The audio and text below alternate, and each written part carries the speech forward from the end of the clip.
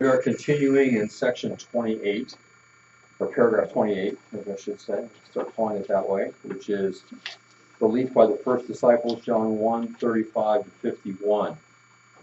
And I think we're ready. We just talked about the significance of sitting under a fig tree. I think we did cover that, right? So number 8 is, what 3 titles does Nathaniel use for Jesus? Griff, give me one. Rabbi. Rabbi. Give me another one, Noah. Give me another one, Stephen. Louder, please. Right, Rabbi, Son of God, King of Israel. 3 points. 3 easy points. Any questions? Number 9, what convinced Nathaniel that Jesus was the Messiah? Joel? Jesus knew that Nathaniel was an Israelite. No, that would have been pretty common. Anybody walking up would have been an Israelite. Anybody walking around there. That wasn't what convinced them. Jesus tells us what convinced them. Luke? Knowing that he was under a fig tree. Yeah, knowing that he had been under a fig tree, because nobody would have normally seen that. They would have been far enough away. Jesus could not have seen that. Number 10. What greater thing did Jesus say that Nathaniel would see? You think that's something? Wait till this happens. Where's that, Nate? I was in my verse. You what? I was reading my verse. Well, tell me when you're doing something like that so I know what you're doing. We'll come back to you later then. Marissa, what did Jesus say Nathaniel would see? Louder, please.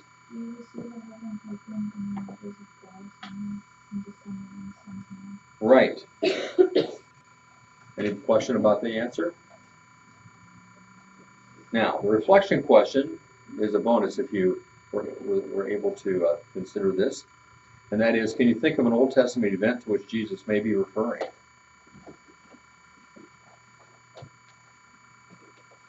I have Jacob's ladder story in Genesis. Yeah, how many of you got that? How many figured that out? Oh, good job. All right. Now, that leads me to speculate a little bit as to what scripture Nathaniel may have been meditating upon when he was sitting under the fig tree. It would make sense that maybe it was that particular event because of how Jesus greets him. Because remember, what's the situation when Jacob has this dream we call Jacob's ladder? What was the circumstances surrounding that? What had just happened in Jacob's life? Anybody know? Do you remember when he deceived his father into thinking that he was his brother Esau, so he would get the blessing? Do you remember that? Maybe some of you have never read that. I don't know. He put sheepskin on his arms because Esau was real hairy, and all these things to deceive his father. Well, then when Esau found out, Esau was very angry because his brother Jacob had stolen the blessing from him, the blessing of the firstborn. And so Jacob ran away because he was afraid Esau would kill him. So Jacob the deceiver is running away, and so he stops for the night, lays down to go to sleep. He uses a rock for a pillow, and he has this dream. And the dream is that there is a ladder from him to heaven, and angels are ascending and descending. Maybe not a ladder, maybe a stairway would be more accurate.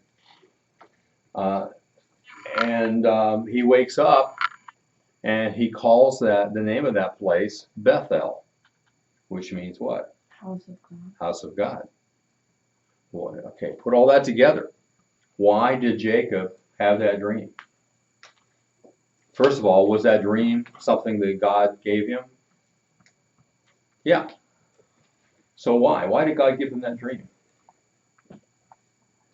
What was God communicating to Jacob in that dream?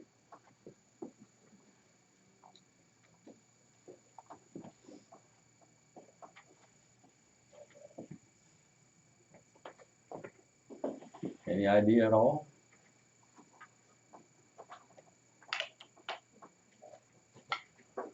Okay, angels going up and down from heaven, from God to Jacob. What might that indicate?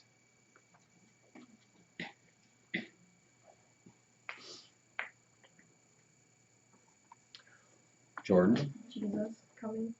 Well, he doesn't know anything about Jesus specifically, so he wouldn't think that. What would he think? What are angels? Well, we need to get really basic here. What are angels? What's their function?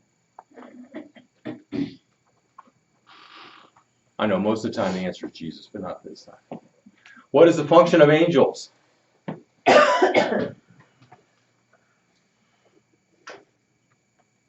What's the difference between an angel and an angle?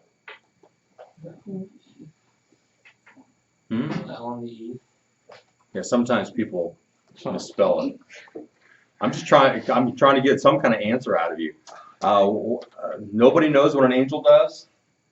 Morgan. Worships God. Okay, they do that. What else do they do? Servant of God. What? They're a servant of God. A servant of God. They are servants of God. And does anybody know what the word angel actually means? You gotta look it up. Now I'll tell you something and then Sean will come up with a different answer. Go ahead, did you find something? Never mind. Angel is a messenger. So yes, angels worship God. They are servants of God, and particularly they're servants of God in bringing messages or serving people, humans. So if angels are ascending and descending on this stairway from heaven to Jacob, what would that indicate to Jacob about himself?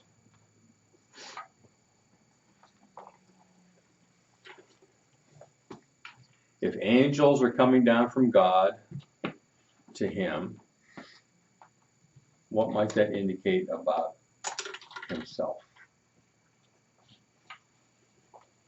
How does he feel at this point in his life? Guilty. He feels guilty. What else? Does he feel particularly happy about his decision? Does he feel surrounded by friends and family? So what would the opposite of that be? Lonely. He feels all alone, right? Because he is running away from his family. He feels all alone. So what is God communicating to him? He is with him. That he is with him. And in fact, he is going to bless him. Jacob is the one that God has chosen to be the one to carry on the name of God through the descendants of Abraham. It's Abraham, and then Isaac was chosen over Ishmael. And we have Jacob and Esau that are twins. Esau came out first. Jacob's the second born. Esau should have been given the privilege of being the firstborn, but instead, through God's sovereign plan and Jacob's deceitfulness, Jacob received the blessing of the firstborn. But he's running away. He's all alone. So what is God telling him? Jacob, you feel like you're all alone. You feel like you're really messed up. But I'm telling you, I'm with you. You're my man. Now, if Nathaniel is meditating on that under the fig tree, and he's told that there's a guy who is the Messiah, and he doesn't quite believe it, and is told, well, come and see. And so he approaches Jesus, and Jesus says, there's an Israelite in whom there's no Jacob. Remember, like we said last time? Well, if that's what he's been meditating on, he knows exactly what Jesus is talking about. Because Jacob's name was later changed to Israel. And so here's an Israelite. Here's somebody who is someone who's a descendant of Israel, but he doesn't have the deceitfulness of Jacob. He is not that person that was laying there on a rock dreaming. And so Nathanael's impressed by the fact that Jesus has seen him under the fig tree. And so Jesus responds by saying, you think that's something, all right? You will see heaven opened and the angels of God ascending and descending, not on a stairway, but on the Son of Man. Now, first of all, would Nathanael have known what the expression Son of Man meant? Probably. In the Old Testament, the term Son of Man, as used in Daniel, refers to whom?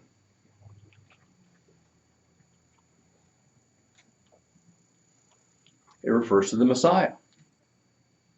So what is Jesus telling him? Now, he's already been told that this man is the Messiah. Now this person who claims to be the Messiah says to him, all right, you haven't seen anything yet. You're going to see the blessings of God coming down to you, just like you were just reading about with Jacob.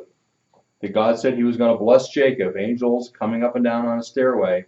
You're going to receive the blessings of God, just like Jacob, coming up and down, but not on a stairway. Instead, the blessings are going to come through the Messiah that's standing there right before you. Did you see what an impact that would have had on Nathanael? Especially if my speculation is right that that's probably what he was reading under the fig tree. I mean, that's the connection I'm making. I don't think it was just out of the blue that Jesus brought that up. I think he knew what he was meditating upon under that fig tree. And so Jesus promises blessing to him through the Son of Man. So in that sense, if we go back to Jordan's initial response to what did Jacob, what was he dreaming about? Yeah, it was Jesus. Only Jacob didn't know it. But now Jesus is saying, he's applying that to Nathanael and saying, yeah, that dream Jacob had, we're going to apply that now. Only now, understand the stairway is me. It's not just a bunch of stairs. Everybody follow? Any questions? All right, next you were to discuss the encounters of John's 4 disciples with Christ. All right, and some of these, yeah, I didn't tell you ahead of time. Were there some of these that you didn't have the information to fill in? I think there may have been. Well, let's try Andrew, okay? By whom was Andrew introduced? John. What do you say? Griff, you got an answer? John. John, how many of you agree with Griff? All right. And what was Christ's response to Andrew? What are you seeking? Pardon me? What are you seeking? What are you seeking? Okay. How many of you agree with that? Any other answers? Okay. And then what was the disciples' response when Jesus said, what are you seeking? Amelia? They stay with him, like. Okay, you can say their response and what they did was that they stayed with him. What did anybody put down what he said as a response? Luke? Rabbi, where are you staying? Yeah, where are you staying? If we're looking for a verbal response. We'll take that, Amelia, because that kind of was a response too, but we're thinking about what was said. All right, Simon Peter was introduced by whom? Haley. Andrew. How many of you agree? All right, good job. And what was Christ's response to Peter? Lexi? You are Simon, the son of John, shall be called Cephas. Yeah, so basically Jesus changed his name, right? And started calling him Rocky. And then what was the disciples' response? John, what do you have there? That was wrong. I got Okay. confused. Brenna? Said he followed him and accepted his new name. Yeah, that's good. Anybody else put it a different way? Luke? I think this was later on, but he said we have found the Messiah. Yeah, that's good. You know, it's a little bit later. That is a good response too. He believed that Jesus was the Messiah. Any other answers? All right, what about Philip? Philip was introduced by whom? What do you have there, Noel? I said Jesus. He was introduced by Jesus. In other words, well, okay, I see, yeah, yeah. I guess you could say it that way, because Jesus found him. Anybody else have a different answer? All right, so that's kind of an odd way of putting it, but I guess that's the only thing that really would fit there. What was Christ's response to Philip? What do you have for that, Jordan? It says follow me. Yeah. Okay, any question there? And then, what was the disciples' response? What was Philip's response? Emma, do you have this?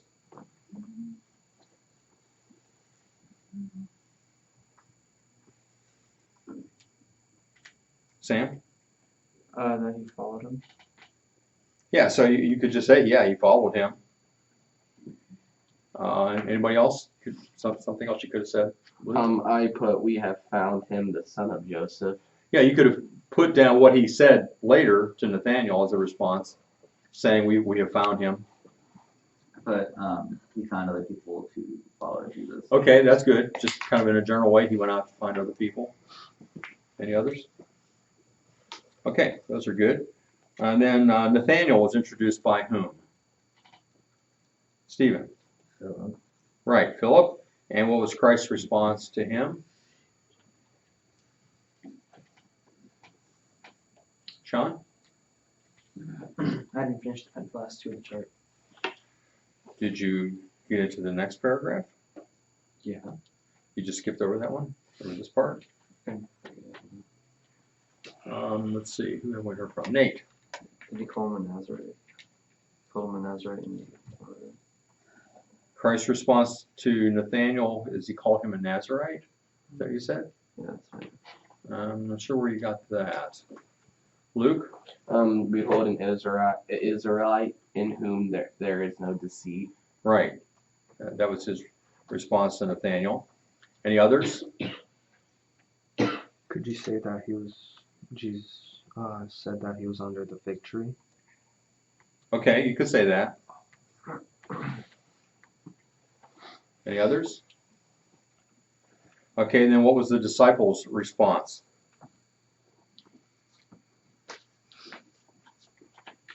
John? Rabbi, the Son of God, Messiah. Yeah, so those titles that we talked about before. Luke? I put, how do you know me?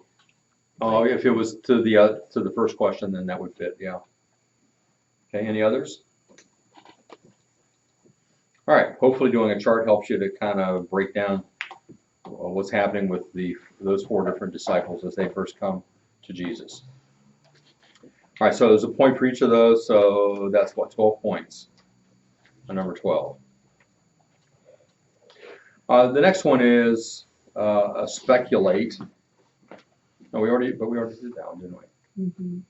Did I have that on there twice? No, you just talked about it already. Oh, I talked about it early? Yeah. I probably should have moved it up earlier. Okay. So we already know the answer. I thought I asked you this. The scripture that Nathaniel possibly was meditating on was Genesis 28, where Jacob was fleeing his brother Esau because of his own deceitful dealings. All right. Any questions about that then? All right. Paragraph 29 then. And this is the belief through the first miracle, John 2, 1 to 11. And this is the first of 7 miracles recorded by John. John does things in sevens. And one of the things he does is 7 signs, he calls them, which are 7 miracles. This is the first one.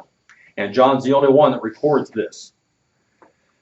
This miracle at the wedding in the city of Cana. All right, so number 13, you were to look at a map of Palestine during the time of Christ. What important town is only a few miles to the south of Cana? What did you find, Griff? Nazareth. Nazareth, yes. How many of you found that? All right, good. Well, now, did you go to Google to look at a map, or did you look in your Bible? Just out of curiosity. Google. Did you put in map at the time of Jesus? Is that how you found it? Yeah. Okay. You guys know your way around Google, don't you? Mhm. All right. Number 14. What disciple was from Cana? What'd you find there? Nate? Nathaniel. Yeah, so there's a connection there. Number 15. Why does Jesus address his mother as woman? Doesn't that sound kind of disrespectful? I mean, if your mother asked you to do something and you said to her, woman, what would be the next thing that would happen? You'd be on the floor, right? All right, so this I wouldn't expect that you would necessarily know. But anybody have any ideas, Lexi? It was actually a term of respect. A term of respect? Mhm. It was like ma'am, I guess we would say today, right? Does anybody say ma'am anymore? Probably not lady either. Is there a term of respect that you would use toward women besides ma'am? Is there something else?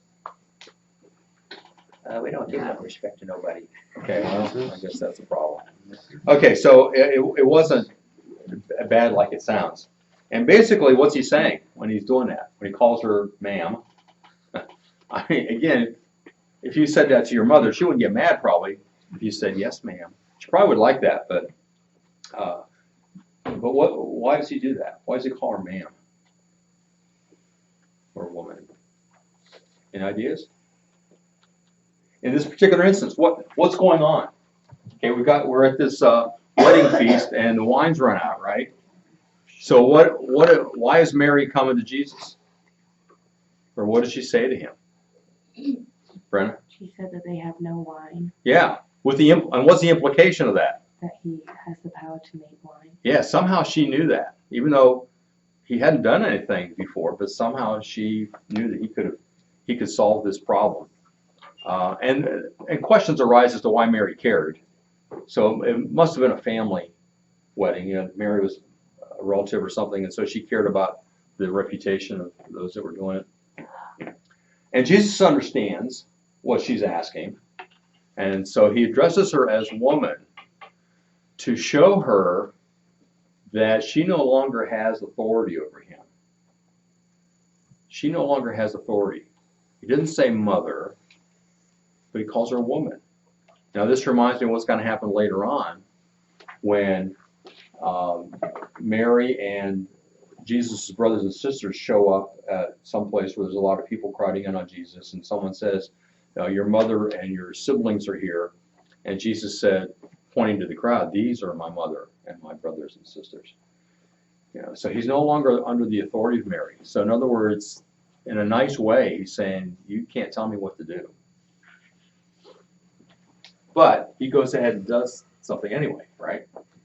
All right, so the answer to 15, how many of you had something about it being a term of respect? Oh, did you put it in Google, look it up? No, it's in the study Bible. Oh, in your study Bible it said that. How many of you have a study Bible?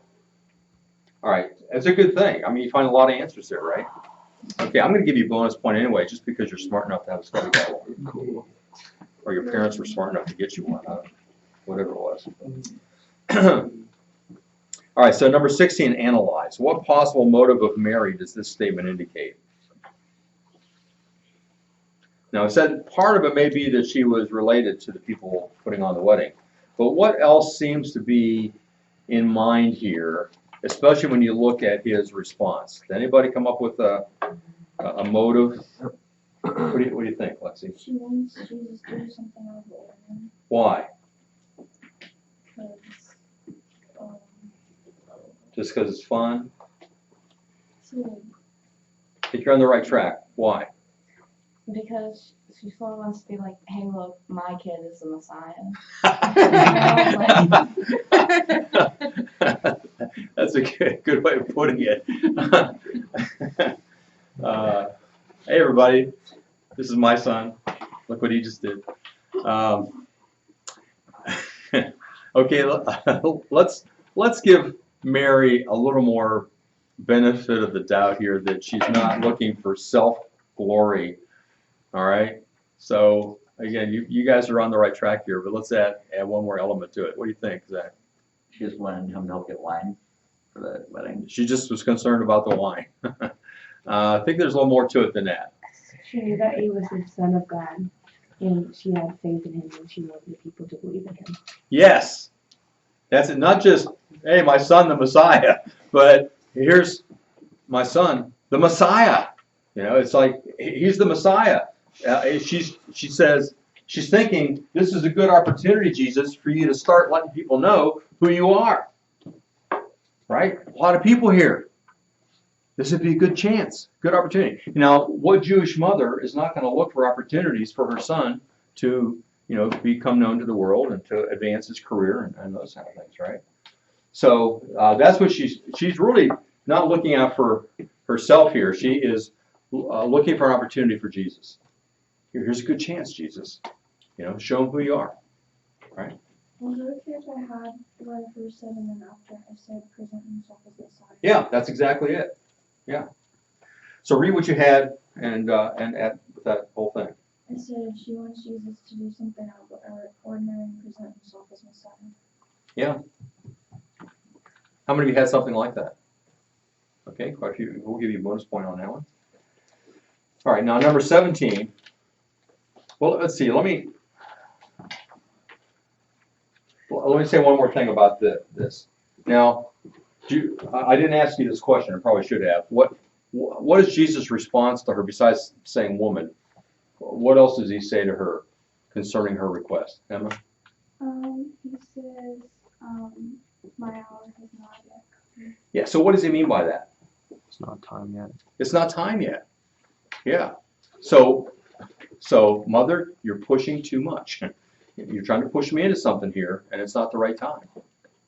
Now, that expression is going to happen a number of times through the Gospels when Jesus will say, or it will be said from the writer, but the hour had not yet come. Because there's a timetable. The things that happened to Jesus didn't happen at random. There was a time frame, and he was to be crucified on a particular day. And the things that put that in motion can't happen too soon. You've got to wait for the appropriate time. If Jesus is saying that Mary really can't tell him what to do anymore and stuff, wouldn't that be not showing respect to your parents? No, because remember back when he was 12 and they found him in the temple? That almost seemed disrespectful too, in that Mary says, "We've been looking for you for 3 days, whatever." And he says, "Didn't you know I would be in my Father's house or doing my Father's business?"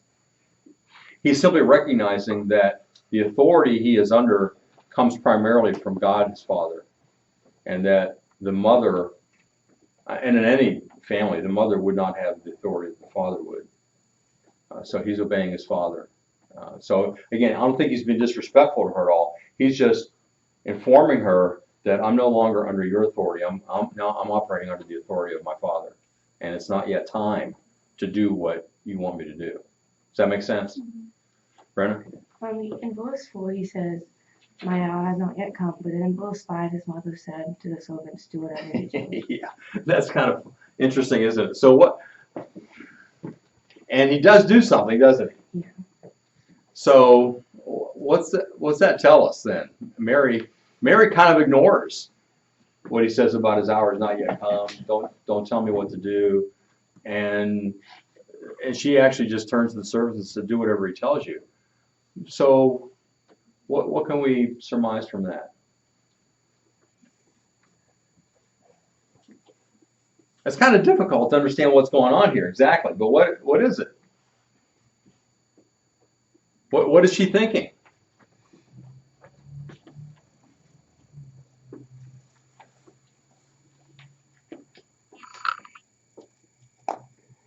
Any ideas? What's she thinking here? Jesus says, don't tell me what to do. The hour's not yet come. And she turns away and says, do whatever he says.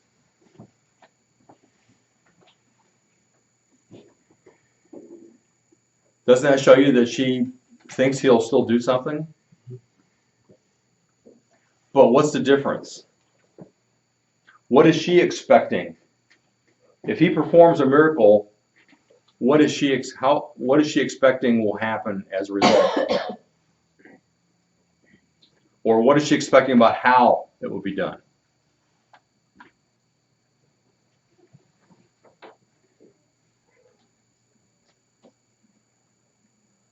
Who does she expect will see this miracle? Jonas? Everyone at the wedding. Everyone at the wedding, right? He says, no, I'm not going to do that because it's not time yet for people to see that. So he does do a miracle, but does he do it publicly? No. No, he does it secretly. So only a few people know about it. So he still takes care of the situation, but not in a public way so as to initiate all the things that are going to have to happen before his coming death. All right, see that? All right.